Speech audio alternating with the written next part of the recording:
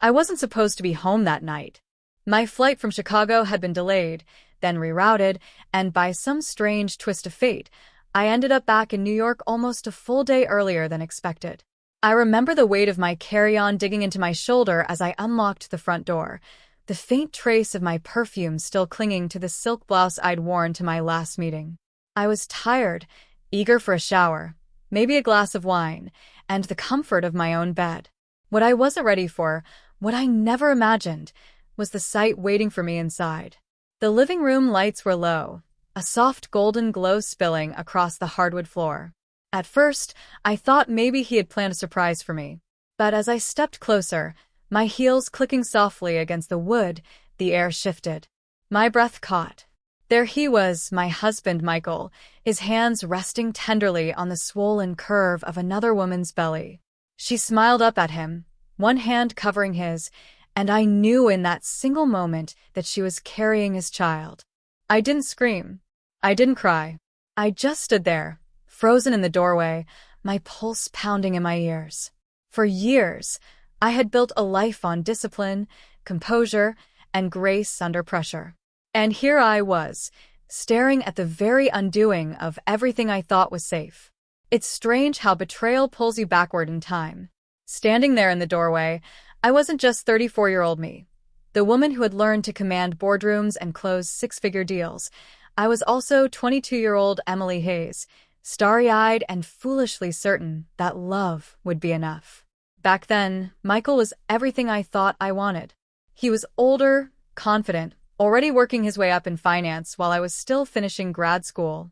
He had this charm about him, the kind that made you feel like the most important person in the room. When he looked at me, I felt chosen. I mistook that feeling for security. The first crack came early, though I ignored it. I still remember sitting across from him at a little diner in Queens. I had just told him I wanted to apply for a fellowship abroad, a chance to spend a year in London, studying under a professor I admired. My hands trembled under the table as I shared the news, my voice shaky but full of hope. His response? A laugh, sharp and dismissive. Emily, that's cute, but you're not really the type to chase things like that. You'd fall apart without me around. The words stung, hot and humiliating, but I forced a smile and nodded, as if agreeing with him made it hurt less. That was my pattern then, swallowing my voice to keep his approval. But not everyone silenced me. My grandmother, Ruth, had pressed a small silver locket into my palm on the day of my college graduation. Inside was a faded picture of her younger self standing outside the factory she once worked in. This, she said, her weathered hand covering mine, is proof that we survive things we never thought we could. When the world tells you you're small, hold this and remember, you come from strong women. For years, I wore that locket like armor beneath my clothes, even when Michael rolled his eyes and called it old lady jewelry. He didn't understand it wasn't about beauty. It was about remembering who I was when his voice tried to make me forget. The night I almost walked away was a stormy one, rain lashing against our apartment windows as we fought about money. I had just been offered a position at a startup, less stable than what he wanted for me, but thrilling, full of possibility. He told me I was selfish, reckless, and not capable enough to handle it. My throat ached from holding back tears, and my hands shook as I clutched the locket. For a moment, I saw my whole life with him stretched out before me. Small, silenced, dependent. And yet I stayed. I told myself love was compromise. I told myself he'd see my worth eventually. How naive I was. The irony is, Michael's constant doubt became the fuel that drove me. Every time he said I wasn't capable, I buried myself deeper in the work, determined to prove him wrong, even if he never saw it. The startup that he dismissed as unstable nonsense became my lifeline. At first, it was brutal. Long nights, cheap coffee, and a cramped desk wedged between two buzzing fluorescent lights. I would come home exhausted, my eyes burning from staring at spreadsheets, only to be met with Michael's sarcastic remarks about my little project. But slowly I learned. I soaked up everything: marketing strategies, finance basics, product development. When no one believed in me, my mentor at the company, a woman named Linda Matthews, did. Linda was a powerhouse, sharp, composed, and unapologetically ambitious. She saw something in me I couldn't quite see in myself. "Emily," she said once, pushing a mug of tea into my hands after I had messed up a pitch, "you've got the instincts most people spend a lifetime trying to learn. Don't waste them trying to fit into someone else's shadow." Her words stayed with me. My first win came small, closing a minor client deal that no one else wanted to chase. But I poured myself into it, every detail perfect, every deadline met. When that client expanded and brought in 10 more accounts, the office started whispering my name. From there, the momentum grew. I became the one people turned to for problem solving, the one they trusted to seal difficult contracts. Within 4 years, I was promoted to Director of Business Development. My salary multiplied, but I never flaunted it at home. With Michael, I downplayed everything. "Oh, just another long day," I'd say, or "it's nothing big, just paperwork." Meanwhile, my world was expanding beyond what I thought possible. I traveled for work, London, Paris, Tokyo, building connections, closing deals, creating a name for myself in circles Michael couldn't even dream of entering. I bought myself a tailored navy suit in Paris, a quiet indulgence, though I hung it in the back of my closet at home, hidden behind sweaters so he wouldn't sneer at the price tag. Still, success never erased the loneliness. Every time I came home to find Michael scrolling his phone on the couch, asking half-heartedly if I had cooked dinner, the gap between us widened. I stopped telling him about my trips, my milestones, the applause at international conferences. I let him keep believing I was small, even as the world outside our front door celebrated me as something much larger. But inside, something had shifted. I began to save quietly, investing bonuses, purchasing stock options, building a financial cushion that was entirely mine. My grandmother's locket, still warm against my skin each morning, reminded me why I worked so hard, not for his approval, but for the freedom I knew I'd need one day. Because deep down, even as I told myself love was compromise, I also knew a reckoning was coming. And that reckoning was closer than I imagined. When I caught Michael in that moment, his hands curved tenderly over another woman's pregnant belly, it felt like the final card in a house I'd been holding together for years had collapsed. But I didn't shout. I didn't demand answers. Instead, I let silence wrap around me like armor. He looked up, startled, his face draining of color. "Emily, what are you?" I raised a hand.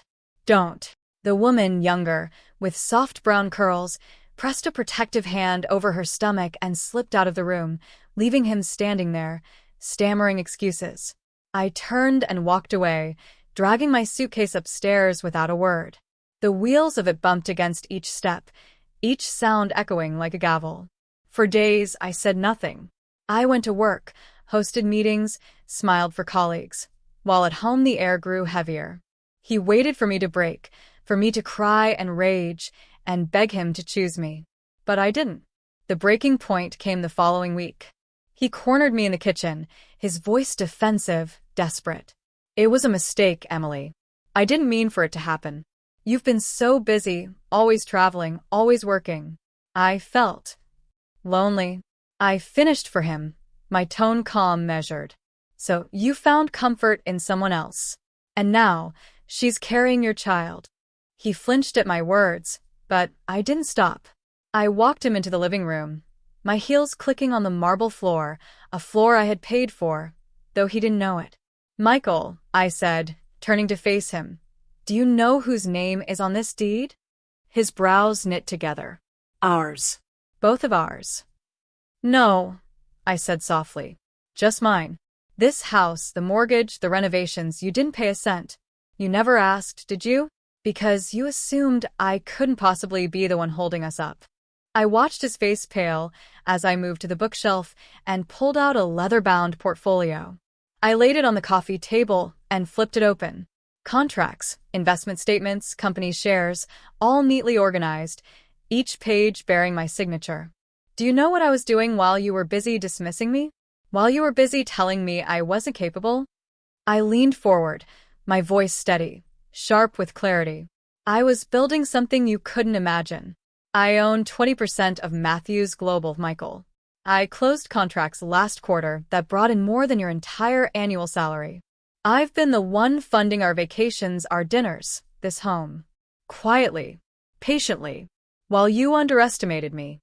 He blinked, his mouth opening and closing like he couldn't quite form words. You never said. Why would I? I cut in. Every time I try to share my dreams, you laughed. Every time I reached for more, you told me I wasn't enough. So I stopped telling you. And I kept building in silence. The room grew impossibly still. He sat back on the couch, his hands slack in his lap, eyes darting over the evidence of the life I had created without him. Finally, he whispered, "So, what now?" I straightened, smoothing the sleeve of my blazer, the one I had bought in Paris years ago and hidden from him. Now? You live with the consequences of your choices. I came home early, Michael, and I saw the truth. And now you see mine. The balance of power had shifted. For the first time in our entire marriage, I wasn't the one pleading to be seen. He was the one staring at me in disbelief. Realizing the woman he thought was small had outgrown him long ago, I didn't file for divorce that night. Not because I wanted to stay, but because leaving wasn't enough. Walking away in silence would have been easy, almost merciful. Michael needed to understand the weight of what he had done, not just to me, but to himself. For the first time in our marriage, I set the rules. We sat across from each other at the dining table the following weekend, the same table where I had once served him dinners after long days, pretending not to notice his distracted scrolling on his phone. Only this time, I wasn't the woman seeking his approval. I was the woman holding all the cards. Here's how this is going to work, I began, folding my hands calmly in front of me. You will take financial responsibility for the child you've brought into this world. Not her mother you. That means steady support, no excuses, no evasion. He shifted in his chair, guilt etched across his features. I didn't soften. You will also sell your stake in the small investments you've made with my money. Yes, I added, watching his eyes widen. I know exactly how much you took from our joint accounts. Consider it repaid already. What remains is mine. Michael opened his mouth to protest, but I raised a hand. Don't bother. You lost the right to argue when you decided to build a future with someone else behind my back. Then I leaned forward, lowering my voice. Most importantly, you will never again diminish another woman the way you diminished me. If you plan to stand beside her, the mother of your child, you will not clip her wings as you tried to clip mine. If I hear that you've broken her spirit, I won't just take away your pride, Michael. I'll take away what little is left of your reputation. And you know I can. He swallowed hard, saying nothing. For myself, my condition was different. I wouldn't stay in the shadow of betrayal. I had already leased a new apartment, a penthouse overlooking the city skyline, a place that was entirely mine. The deed had been finalized in my name alone. I'll be moving out this week, I told him, my tone calm, almost businesslike. You'll remain here until the child is born, if that's what you choose. This house was never truly yours anyway. But understand this, Michael. Our marriage is done. What remains is logistics, nothing more. His face crumpled then, not in anger, but in realization. For years, he had thought he was the one in control, the one holding power in this marriage. Now he was seeing the truth. I had been the foundation all along, and without me, everything collapsed. I rose from the table, slipping my grandmother's locket between my fingers. This isn't about revenge, I told him. It's about freedom. Mine and maybe yours if you choose to grow from it. And then I left him sitting there, silent in the wreckage of his own choices. Moving out felt less like an ending and more like a beginning. The day I carried the last box into my new apartment, sunlight spilled across the glass walls, painting the room in gold. For the first time in years, I breathed without weight pressing down on my chest. Michael didn't fight me. He signed what needed to be signed, kept his head down, and quietly settled into the life he'd chosen. The other woman eventually reached out to me, hesitant, nervous. I could see in her eyes that she expected hatred. Instead, I offered her honesty. You don't owe me an apology, I told her, my voice steady. But you do owe yourself a promise. Don't let him make you small.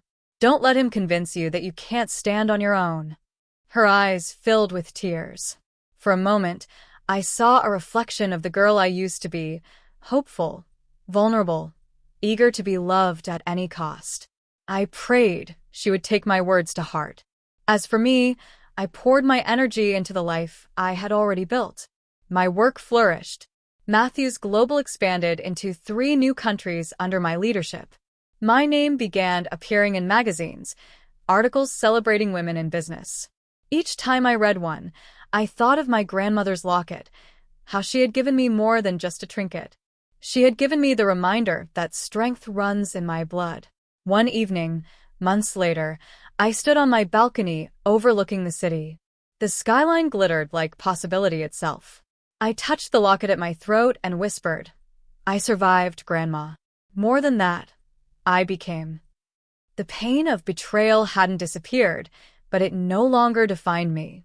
Instead, it had sharpened me, carved away the parts of myself that once settled for less. Michael had once told me I wasn't capable of chasing dreams. He was wrong. I hadn't just chased them. I had caught them, built them, lived them. And as the cool night air brushed my face, I knew this truth. I would never again be the woman waiting for permission to shine. I already was the light.